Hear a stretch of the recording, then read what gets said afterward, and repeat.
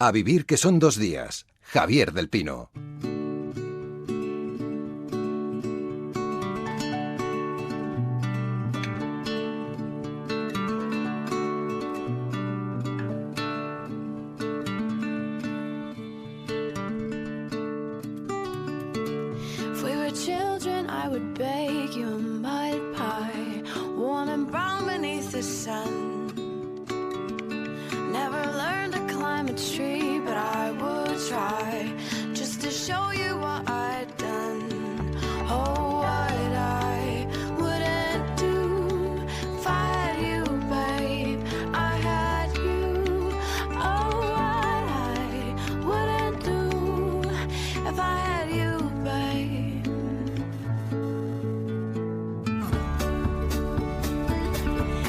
Pera Estupiñán y Javier San Pedro, ¿cómo estáis, amigos? Perfectamente. Pera es químico, es bioquímico, conduce en la 2 El cazador de cerebros. ¿Hay fecha, por cierto, para la...? Hay previsiones que podría ser febrero o marzo. ¿Del 19? Sí. Nunca se sabe con vosotros. Pero lo trabajáis mucho. Y Javier es doctor en genética y biología molecular, colaborador del País. ¿Estás bien, Javier? Estoy perfectamente. ¿Listo para comer? Para mis aperitivo? estándares. Sí. No me hables de comer ahora. Oye, ¿por qué tenéis que decirme que tengo microorganismos de plástico en mi intestino? No quería saberlo, ¿no? Es más información de la que me hace falta. Bueno, es una de las noticias de la semana, que hay investigadores que han analizado las heces de varias poblaciones alrededor del mundo, como de 7 o 8 países, localizaciones diferentes, y en todas han encontrado microplásticos. Aquí la gran pregunta bueno, ¿esto qué pasa? ¿Al intestino, del intestino se escapa y no es un problema? ¿O realmente hay algún problema?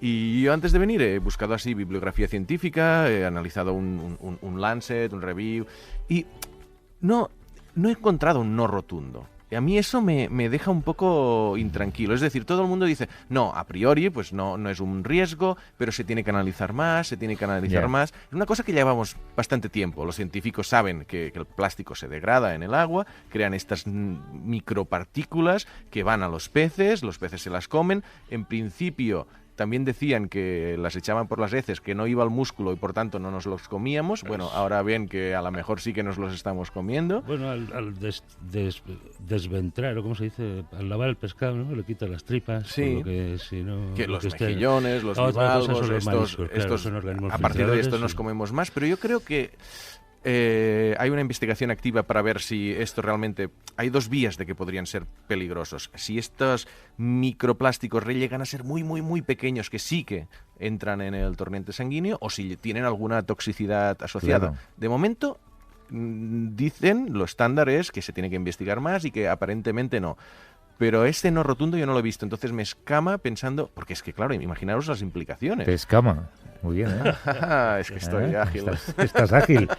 De todas maneras, coincide esto con la nueva normativa por la que esto que acabáis de hacer vosotros hace 5 minutos va a estar prohibido. Sí. Esto que acabáis de hacer es ir a la máquina de agua con un vaso de plástico, porque no hay otro, claro. De usar y tirar. Esos vasos se prohíben. La mayoría de recipientes o tenedores de un solo uso, esto es lo que la normativa europea dice que se tiene que eliminar en 2021. O sea, estos platos de... Todo lo que sea de un solo uso, buscamos alternativas para... Habría que incluir las bolsas, que no sé si están en la normativa, pero las bolsas, todos nos vamos a la tienda o al supermercado y nos dan una bolsa. Ahora a lo mejor hay que pagar 5 céntimos, pero no es un precio lo bastante disuasorio como para que te lleves tú tu cesta de la compra desde casa, como hacía mi madre, ¿no? 5 euros había que pedir, ya verás cómo la gente iba con la bolsa. Eso sí. Yo creo que aquí el punto clave es porque desde hace tiempo nos dicen que los plásticos son muy dañinos para la vida oceánica y todo eso, pero ya no son solo las tortugas, ya podemos ser nosotros. Yo creo que este es el punto, este estudio de las heces lo que demuestra es de decir, concienciación, es verdad. Bueno, hay otra cosa, que es que claro, este estudio es con muy poca gente y todos los participantes habían tomado algún alimento envasado en plástico durante la semana en que les estaban estudiando. Entonces, realmente no sabemos si los plásticos esos vienen de los envases de de su lenguado o de su jamón york, o vienen de haber comido pescado, porque no todos habían comido pescado. Claro. Entonces, bueno, hay muchas cosas por determinar todavía. No más miedo que yo pensaba, Javier. O sea, que puede ser de desenvolver cualquier cosa que venga envuelta en plástico. No lo sabemos. Hay que hacer los controles necesarios. Por cierto, esto que contaba de la máquina de agua, que sepan los oyentes que cuando he visto a Pera y a Javier, ahora en el intermedio publicitario, en esa máquina de agua, estaban los dos agachados intentando saber cómo funciona la máquina de agua. Yo pensaba, vaya par de científicos que no encontrabais el botón. No somos ingenieros, somos científicos. Buscamos por el conocimiento. Es que cuando te descuidas te tira agua caliente, eso a la cara. Que puedes escoger por si quieres un té. A Juanjo Millás le apetece siempre un té, entonces pues agua caliente. Tome él. Oye, Javier, una vez nos contaste que la hambruna que sufrieron los holandeses al final de la Segunda Guerra Mundial hizo que los hijos de esa generación nacieran con una media de 300 gramos menos. Sí. Ahora hay un estudio que ha comprobado que los hijos de los prisioneros de la Guerra de Secesión Americana también vivieron menos que los del resto de soldados. Sí, es un estudio incluso en la línea del Hunger Winter que hubo en Holanda. En este caso eran prisioneros unionistas capturados por los sudistas y que al parecer tenían unas técnicas poco validables por los organismos internacionales actuales, ¿no? Porque hay fotos de gente con los 2 pies amputados, que era una técnica que ya sabíamos que usaban con los esclavos negros cuando se habían intentado escapar alguna vez, ¿no? También la utilizaron con estos soldados, pasaron las del Beri. Y efectivamente, pues como hay unos registros, claro, en un país tan desarrollado como Estados Unidos hay registros de sus hijos, sus nietos, de cuánto han vivido, y pues está claro que hay una esperanza de vida menor en hijos y en nietos de los prisioneros que tuvieron estos sufrimientos. Sí, el sufrimiento se hereda, se puede decir. Sí, aunque no es que el niño nazca sufriendo. Lo que se hereda es que se muere antes. Las consecuencias. Las consecuencias de ese sufrimiento, el estrés, no sabemos los mecanismos en este caso concreto, pero los hijos que tuvieron después de esa situación tan horrible, sí. Y no en los que habían tenido antes, ¿no? Lo cual es muy indicativo. También lo del Hunger Winter pues fue por circunstancias de la Segunda Guerra Mundial, fue una hambruna tremenda que hubo en Holanda y que también por la misma razón, al ser en un país desarrollado, pues se ha podido seguir a hijos. Por cierto, que una de las niñas aquellas era Audrey Hepburn. Anda. De aquellas niñas que pasaron hambre allí, sí. Y se ha podido saber que hasta los nietos, y aquí sí se sabe que son mecanismos epigenéticos que no alteran a los genes en sí mismos, ¿no? Los genes, estos G, A, C, C, T, T, T, A, ese texto no se altera, pero se le pegan cosas encima que son muy estables y se pueden heredar durante al menos 3 generaciones. Se suele llamar a veces herencia blanda y es un mecanismo que no tiene nada que ver con el darwinismo. Recordemos que en el darwinismo la variación es anterior y aleatoria, y lo que hace el entorno es seleccionar a uno y matar a todos los demás. Aquí es una respuesta activa del genoma ante, por ejemplo, la falta de nutrientes, o falta de glucosa, temperaturas excesivas, estrés celular. No, pero es interesantísimo. Hay un número, por cierto, siempre lo repito, un número de WhatsApp, por si quieren hacer alguna pregunta científica o pedir alguna opinión a Pera y a Javier, o si lo prefieren también pueden mandar una nota de voz o enviarnos un número y llamamos de vuelta. Es el 638-855-349. Lo repito, 638-855-349. Lay your bald head down. Lay your bald head down. Next to Antes hablábamos, Pera, de lo importante que es para la ciencia reproducir entornos, que no sabemos muy bien cómo hacerlos, digamos, en lugares remotos, a veces incluso para hacer técnicas que se hacen de manera remota. Pasa con los animales, hablábamos antes de las anguilas, que tú me contabas que se reproducen en un lugar muy particular del trópico y que es muy difícil conseguir que se reproduzcan en cautividad. Es curioso cómo la realidad virtual nos puede ayudar a reproducir cosas que de otra manera nunca viviríamos. Sí, y no solo eso, es curioso cómo el cerebro se adapta de rápido a estos entornos virtuales. Porque asumimos, de alguna manera, cuando yo no soy un gran usuario de la realidad virtual y creo que tenemos unas expertas aquí que nos ilustrarán muchísimo, pero antes también hablando con ellas, decían, lo sorprendente es cómo nuestro cerebro enseguida cree esta nueva realidad que de manera racional sabemos que es falsa. Es decir, tú cuando estás con un videojuego o eres un paciente y estás recibiendo los tratamientos que estas expertas explicarán, pues sabes que eso no es la realidad, pero tu cerebro o una parte de tu cerebro está convencida de que sí que lo es. Claro que sí. Nos acompañan Laura Raya, que es directora de los posgrados de realidad virtual en el Centro Universitario UTAD. ¿Cómo estás, Laura? Buenos días. Muy buenos días. Y también Erika Guijarro, que es psicóloga y es experta en tratamientos con realidad virtual. Hola, Erika. Buenos días. Tratamientos como, por ejemplo... Pues todo tipo de fobias, fobia a conducir, a montar en avión, a los insectos, todas las fobias que te puedas imaginar, incluso pues para ansiedades generalizadas. Es decir, si alguien tiene fobia a ser un superhéroe, le ponéis el juego de Batman y se le va esa fobia y puede liberar al mundo del mal. Bueno, más o menos. Se hace una jerarquía de exposición y ahí vamos trabajando con el paciente según desde lo que tiene menos miedo, ¿no? Menos fobia, a lo que tiene más. Con diferentes estímulos vamos trabajando con él. Por ejemplo, a mí las serpientes no me hacen mucha gracia. ¿Qué haríais conmigo? Pues para eso tenemos un entorno en el cual... se colocarían las gafas y pues bueno, empezaríamos una jerarquía que nosotros llamamos de exposición. Esta jerarquía pues comienza pues abriendo una puerta, ¿no? Y viendo a lo mejor en un terrario pues una serpiente de esas que le dan tanto miedo. La ve de lejos, la ve de lejos. Entonces, en ese caso yo le preguntaría cómo se está sintiendo, cuánta ansiedad ¿A la serpiente tiene. o a Claro. La serpiente le podemos preguntar a ver cuánta ansiedad por ver a le Javier. genera ver a Javier. Pues de todas maneras, Javier, lo mejor para eso es vivir en Madrid y ya está. No vayas al campo. Nunca he visto uno, esa es la verdad. Pero claro, sí que hay casos que tiene que ser tremendo poder curar a alguien que tiene una fobia que realmente le imposibilita una vida normal, ¿no? Claro, pues imaginaros conducir, ¿no? Hay mucha gente que tiene fobia a conducir, pues lo que significa el trabajar esa fobia con él para que él pueda hacer una vida totalmente normal, pues poder ir a su trabajo, poder llevar a los niños al colegio, por lo general. Y básicamente es ponerle uno de estos cascos de realidad virtual e intentar que se vaya acostumbrando en esa realidad a lo que luego se va a encontrar en la auténtica realidad.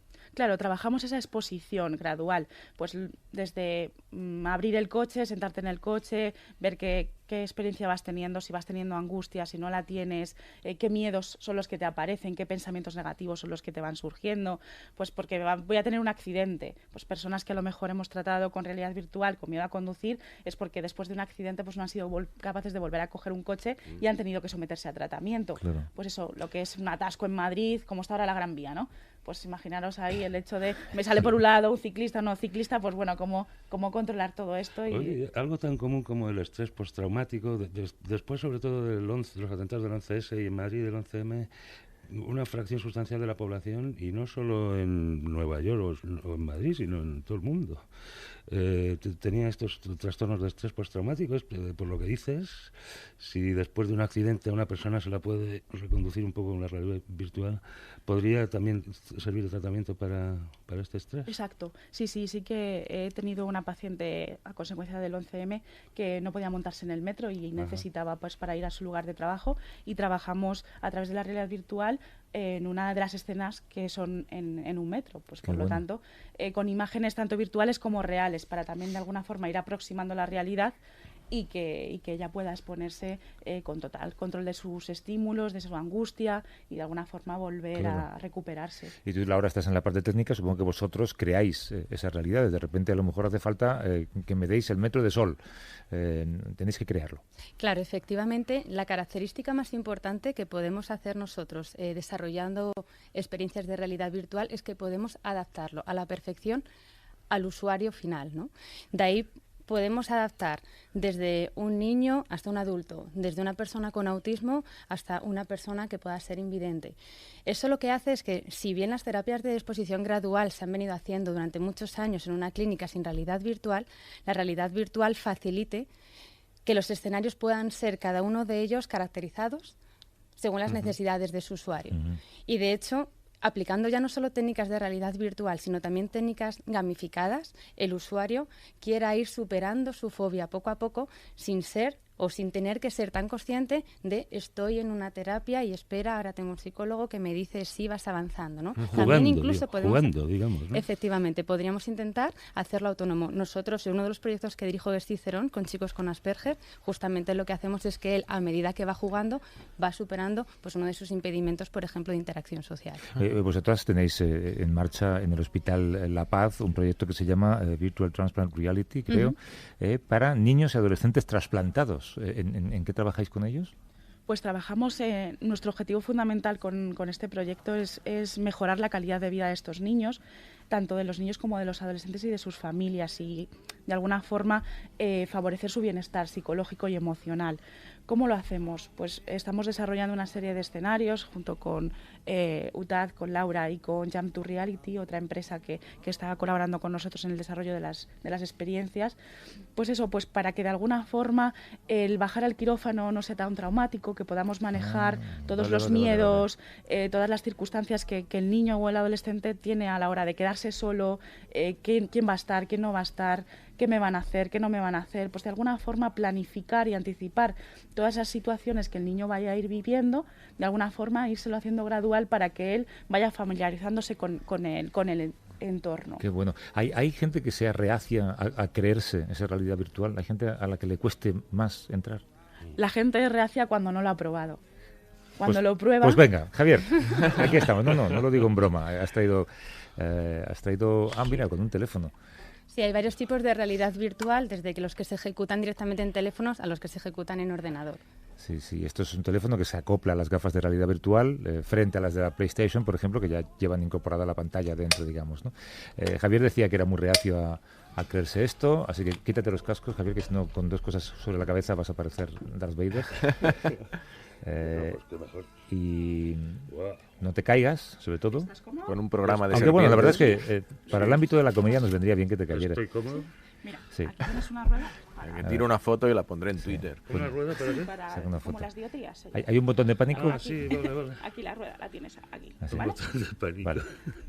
Entonces, Javier, recuerda que estés donde estés ahora mismo, que no sé dónde es, esto es radio, con lo cual tienes que describir. Sí, de momento estoy esperando y Vale. efectivamente es lo que me dice la pantalla. Está esperando. Hay que darle un tiempo. ¿Qué le vas a meter, Erika? Serpientes, espero, ¿no? No las traes. Bueno, ahora que Vaya. nos cuente qué es lo que ve. No le des ideas, hombre. Espera, está abriendo. Enseguida va a estar. No La entiendo. barrera de Ahora. entrada, es interesante, la Ahora barrera de tengo entrada aquí. de ponérselo. en ¿Ve una general no araña? tiene nadie. Una araña. Hay un paisaje muy bonito metido en una urna. ¿Qué es lo que ves? Y veo mi mano aquí debajo. Sí. Tengo mi mano y hay una urna con una araña que tiene una pinta asquerosa con el abdomen rojo. Se ha ido en este Se ha momento. ido, Sí, ya la veo. se ha ido la araña, parece carrusel deportivo esto. Ahora Sale por la banda. sale otra araña. Esto es un contubernio. ¿De qué tamaño son las arañas? Son, pues, me falta una referencia para poder decírtelo con seguridad. Pero, sí, tengo aquí mi mano. Son, pues bueno, el tamaño de mi dedo meñique, quizá. O sea, son grandes, ¿no? ¡Oh! ¿Dónde está? ¿Qué ha pasado? Cuéntanoslo. Viene una tarántula hacia mi mano. No, otra por allí. ¡Ah! ¡Tres! ¿Pero es tu mano? ¡No! ¿Cómo te Bueno, sientes? Yo la siento con mi mano. Vamos, me da una gana de quitarla de la mesa. Es que claro, veo una mesa con un montón de tarántulas muy grandes. Son como nécoras, pero con pelos. Como nécoras. Y mi mano No está... tenías otro símil. Bueno... ya. Quítatelo. Sí, Se no suda. Las hemos vuelto a meter en el terrario, ¿verdad? Sí, Están se controladas. han vuelto a meter al terrario. Por cierto, dentro de un tronco de árbol hay como un bocadillo ahí. No puede ser.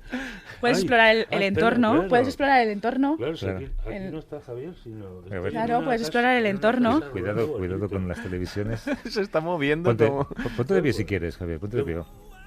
Si no te veo. No, pues ya lo sé, pero Claro, ponte. es que no está en nuestro mundo. No, yo aquí en la cajonera. Claro, mis manos no se mueven con mi... No puedo mover mis manos. No tengo control sobre mis manos. Pero sí sobre la mirada. Pero estoy en una cabaña como de sierra muy bonita, donde está nevando fuera.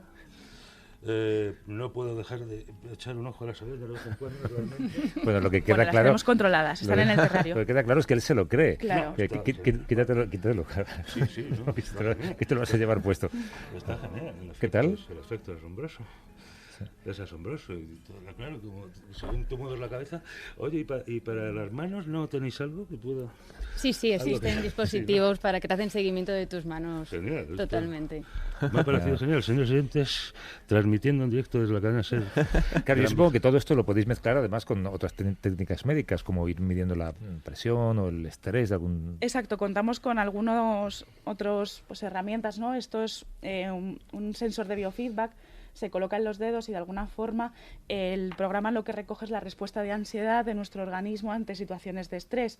Hay otros aparatos que Laura podría contaros, pero sí que es cierto que existen muchas herramientas que pueden también de alguna forma darnos ese feedback de la situación de estrés también más objetiva del paciente. Y mira, uniendo a esa parte que os comentaba anteriormente de que la aplicación pueda ser autónoma, podemos unir directamente con un reloj inteligente que haga medidas biométricas del pulso, de la conductividad, que la narrativa de la realidad virtual se adapte a eso, ¿no? Aquí, mientras quien decidía y la causante de todos tus males era Erika y daba las arañas salen o se esconden otra vez, ¿no? Nosotros posible. Directamente con un reloj en función de tu pulso, que créeme, te hemos visto, te ha subido, seguro. puede automáticamente el programa hacer Y eso. se pueden crear entornos donde tú seas un personaje, pero aparezca un personaje que sea otra persona que está en Pekín. Sí, por supuesto. Y tengas como juegos o relaciones, o sea, mundos virtuales realmente, ¿no? Es un mundo distinto en el que tenemos que empezar a acostumbrarnos que los próximos años podremos vivir en nuestro mundo físico o en un mundo virtual con una interacción social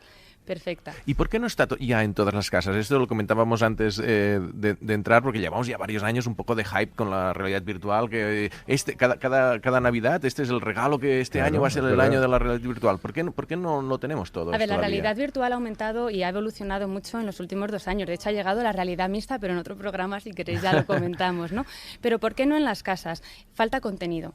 Y la falta de contenido deriva pues la falta de desarrolladores. Hay poca gente que todavía sepa realmente cómo desarrollar estos programas, ¿no? Y por eso es una necesidad muy importante, porque al final una inversión de unas gafas de realidad virtual no es una inversión cara, ¿no? Lo comentábamos anteriormente. Las gafas pueden ser desde 20 euros hasta 400, 500, así en media, ¿no? Pero claro, si tú te compras unas gafas para 1, 2, 3 programas, 3 experiencias, no te renta. Pero comprarte un iPhone de 1.200 euros a lo mejor incluso te renta, ¿no? Pero porque tienes mucho contenido. A medida que tengamos, eso De hecho, a mí me llegará. sorprende porque las de la PlayStation, que son las que yo he probado, es verdad que hay muy pocos juegos para realidad virtual y parece mentira con una empresa como esa detrás, ¿no? Nosotros, que desde el Centro Universitario UTAD, que tenemos muchísima relación con las empresas, tenemos más empresas pidiendo gente que alumnos le podamos dar. Es un momento en el que, de verdad, cuando esto empiece a rodar y se genere contenido, ¿por qué no? En un momento como ahora que quieres descansar, te pones las gafas, te vas al Caribe, luego vuelves y te vuelves a la siguiente reunión. Muchachos, ya sabéis dónde hay trabajo. Desde luego. Sí, efectivamente. No, porque además antes habíais dicho que puedes inducir estrés y palpitación, pero también puedes inducir relajación. Claro. Las posibilidades médicas son ilimitadas. Sí, son alucinantes. Y La pese a ello has elegido a imprimirme a mí el estrés. Yo me imagino una industria que está apostando mucho por eso, ¿no? Está apostando mucho y además en todos los ámbitos. Aquí nos hemos centrado en el científico o en el de salud, pero efectivamente contenido adulto está apostando muchísimo. Ahí vas, contenido adulto, por eso preguntabas. Sí, porque me imagino que esto, si están... Laura Raya, directora de los posgrados, tendrás que venir a explicar eso otro día. Posgrados de realidad virtual en UTAD, en el Centro Universitario, aquí en Las Rozas, y Erika Guijarro, que es psicóloga y experta en tratamientos con realidad virtual. Erika y Laura, yo creo que dentro de 3 meses, si volvéis, seguro que nos contáis cosas nuevas. Sin duda. Esto va muy deprisa, ¿eh? Sin duda. Gracias Por nosotros venir. encantadas. Hasta luego. encantada.